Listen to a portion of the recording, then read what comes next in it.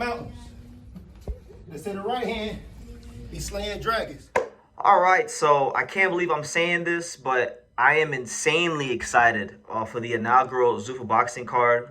I wasn't originally because I'd only heard of the main event, which was Callum Walsh versus Carlos Ocampo, which objectively I think is a good action fight, but it's not a fight that necessarily does anything for me as far as letting me know how good Callum Walsh is. I feel like Callum Walsh should beat Ocampo, and if he can't, then he's not as good, and I think he's a hype job. That's just the fact of the matter.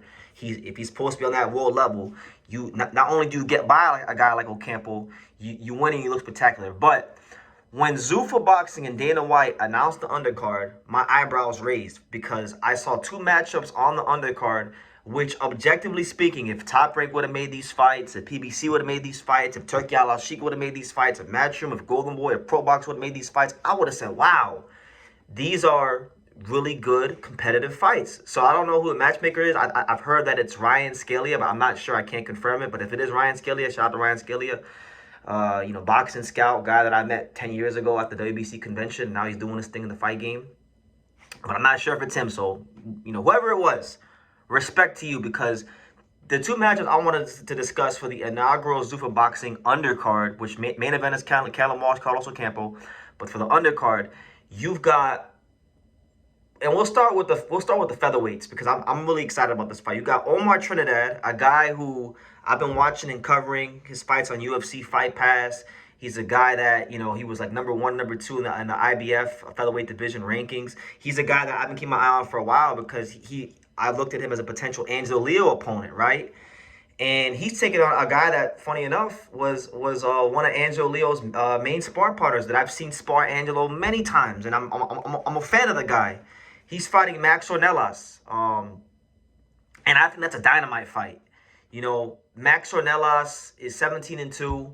He's a fighter that, when you look at his career, objectively speaking, the first loss was against Hector Valdez. And that was an egregious, piss-poor, terrible robbery where, he got screwed by the judges. And then in the second fight, he fought Floyd Cashflow Diaz in an 8-rounder. He lost by a split decision in that fight as well. And that was a fight where he moved down in weight. He got dropped a couple times, but in the rounds where he wasn't dropped, he outboxed Floyd Cashflow Diaz. So nobody has really definitively beaten Max Onellas. And truth be told, I'm putting Omar Trinidad on a massive upset alert. I'm talking about red flag upset alert. I'm talking about the brightest neon red you can think of upset alert, because really and truthfully, Omar Trinidad's a good fighter, and he does have boxing ability. When you look at his last couple of performances against the likes of Hector Sosa, Mike Plania, guys that are on that fringe world level to lower world level, he hasn't looked great. And even when he fought Lorenzo Parra, who you wouldn't deem as a true creme de la creme world-class elite fighter, I thought he lost to Lorenzo Parra and was lucky to get a draw in that fight. So he's been looking, ever since I started covering his career, he's been looking kind of mid since he started fighting guys in the top 15, top 20, top 25 of the featherweight division. And Max Onellas might not be a household name, but I'm telling y'all right now, he has the experience. He has the pedigree to go ahead and win this fight. I personally think if this fight becomes a chess match, he is the more skillful technical fighter. And I think that Omar Trinidad's best path to victory is he's going to have to get his respect punching power-wise or volume punching-wise. Because if it becomes a slow-paced fight where it's on the outside and you got to win rounds, I'm favoring Max Onellas. He's a better, I'm telling you, I've been watching Omar Trinidad for a while. I've been watching Max Onellas fight for a while and spar for a while. I know who the better technical fighter is, and it ain't Omar Trinidad. So I'm actually going to go with the upset in that fight. I'm picking Max Onellas to defeat Omar Trinidad. This is my first time picking against Omar Trinidad. Omar, if you're out there and you see this video, use this as motivation to do your thing, because I got nothing against Omar. He's a great guy. I've talked to him on Instagram a couple times. But I just think, man, I think style-wise, this is a bad fight for Omar Trinidad. And if he goes in there and he wins decisively, I'm going to give him a lot of respect, because Max, he has a very, very educated jab. He moves very, very well. And he's one of them guys that will slow the pace down on you. So, and this fight's at featherweight. Like I said, his body's a bit more physically mature now. He's been professional for longer now. So this isn't like the Cashflow Diaz fight where he has to move down in weight. And I think we'll see how Zuffa Boxing treats these guys. You know, if they have favoritism like the rest of the promoters in boxing. But I like that fight a lot, and I'm going with the upset with Max Onellas over Omar Trinidad. The other fight I want to discuss, which I also think is a dynamite fight, is Cain Sandoval versus Julian Hammer Hands Rodriguez. Now, guys, look, y'all want action, y'all want explosiveness, y'all want to see something crazy. This is the fight you need to watch, because these two guys, these are action fighters. These are power punching fighters. You know, when you talk about Julian Hammer Hands Rodriguez, it's in the name. You know, Hammer Hands. This is a guy that was an incredibly highly touted prospect. I remember 10 years ago when I covered Terrence Crawford versus Hank Lundy, there was a lot of buzz about him in New York City, New Jersey, you know, tri-state area. He had one tough loss to Jose Pedraza, and then his stock lowered. But that was 2021. Ever since that loss, he's been on a 3-fight winning streak. He's beaten guys like Quashawn Toller, and then he upset Avius Griffin in a really fun fight last year, which actually got him the contract with Zuffa Boxing. And he's one of those like real slick boxer counterpunchers with heavy hands. And I think, you know, when you pair that up with a guy like Cain Sandoval, 17-0, 15 knockouts. He's a fighter that really and truthfully, when you break it down, when you get to the nitty-gritty of it, really strong fighter himself. He's been put in there with guys like, you know, Angel Reblar, who he fought, Abdullah Mason, Romero Duno, Javier Molina, and he's came out those fights passing with flying colors, and you know, he's been hit or miss knocking out the fringe world level guys on his resume, but nonetheless, he knows how to finish. He's very aggressive. He's very, very strong for the weight class, and I would say he's probably been one of the more underrated young fighters in the 140-pound division. So it's a battle of, okay, is Julian Hammerhands gonna really fulfill on some of that potential he had years ago, or is Cain Sandoval gonna show that, you know, the youth will overcome the experience? Because it's you know, Hammerhands is 31 years old, so he's not old, but he's not necessarily young either. He's supposed to be in his physical prime.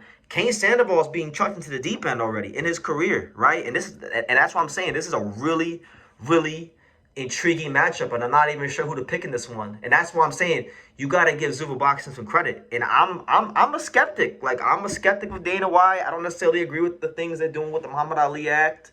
But you know what? I do believe in giving people a fair shake. I do believe, like Joe Cortez said, I do believe in being fair but firm.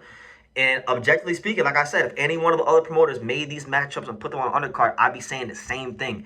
These are dynamite matchups. These are real competitive 50-50 fights, you know. I'm picking Max Onellas over Omar Trinidad because I've watched a bunch of those guys, and I'm very familiar with the featherweight division. So that's why I'm picking Max to beat Omar Trinidad. And I thought Max got jobbed in the Hector Valdez fight. He should have won that fight, but it is what it is. Guy has a plan. But this Cain Sandoval, Julian Rodriguez fight, I'm not even gonna give a prediction. I'm gonna stay away from that one, because I feel like I can see Julian Rodriguez with the experience and the counter punching and his heavy hands. I could see him punching between the shots and knocking this dude spark out. But I could also see Cain Sandoval, you know, showing that, hey, I am one of those top upper echelon special young fighters that you need to watch. So I don't know. I'm gonna leave that one alone. But as far as Trinidad versus Ornelas, I'm gonna go with Max Onellas in that fight. And like I said, if Omar Trinidad come out here and beat him decisively, if he stop him, if he outbox him and show a masterclass over the duration of the 10 rounds they're scheduled for, then you know, my perception of Omar Trinidad will be you know, majorly enhanced. But I'm gonna leave it at that, guys. Just wanted to show some love, give some insight, get some thoughts on two of the fights on the Callum Walsh, Carlos Ocampo undercard that I objectively believe are just really good, competitive 50-50 fights. The things that Dana White has promised to deliver on, he's doing it, at least with this inaugural card, with these matchups. Now, we'll see if this becomes a long-term thing. We'll continue to follow and cover as much of this as we can as things develop. But like I said, I'm a fair guy. Even if I don't agree with things that they're trying to do, I can't hate on anybody that's delivering really good fights. Even Turki Al-Sheikh, who I don't like. You guys know I don't like Turki Al-Sheikh at all, and I'll be happy when he's gone from boxing. But when he made really good fights, you know, I gave him his just due. When I've criticized Al Heyman when he made great fights, I gave him his just due, and vice versa. Eddie Hearn, Pro Box, Matchroom, I'm fair but I'm firm. So That's my thoughts, guys. Let me know what you think in the comments down below. I will be live Friday night for this card, so if you want to chime in and watch along with me, I will be live for it on Friday night. So definitely tune in to True School Sports for the inaugural Zuffa Boxing card. Callum Walsh, Carlos Ocampo, Omar Trinidad versus Max Onellas, Julian Rodriguez versus Cain Sandoval. You know, 3 really good action fights and 2 really good 50-50 fights, competitive fights. So, you know, shout out to the fine folks. As Zuffa Boxing is finally here, it's no longer just a t-shirt or a LLC Dana White has. It's a reality, and we're going to see what they do in the fight game, what kind of mark they leave in the fight game. So, yeah, leave your comments down below. Make sure you guys take the time to subscribe. And like I say in every single one of these videos, you can love me or you can hate me. But I'm just a kid from Dang It. So until next time, take care, guys. Thank you for watching True School Sports. Thank you for watching another video on the untouchable True School Sports empire, the home of boxing. We're on the road to 100,000 subscribers, guys. So help us keep being great. Help us keep pushing out that real boxing content for the fine folks all around the world. And make sure you jab, you hook, you Mike Tyson, you Mayweather that subscribe button. Pops, show them how do they gotta hit the subscribe button. Pop, pop.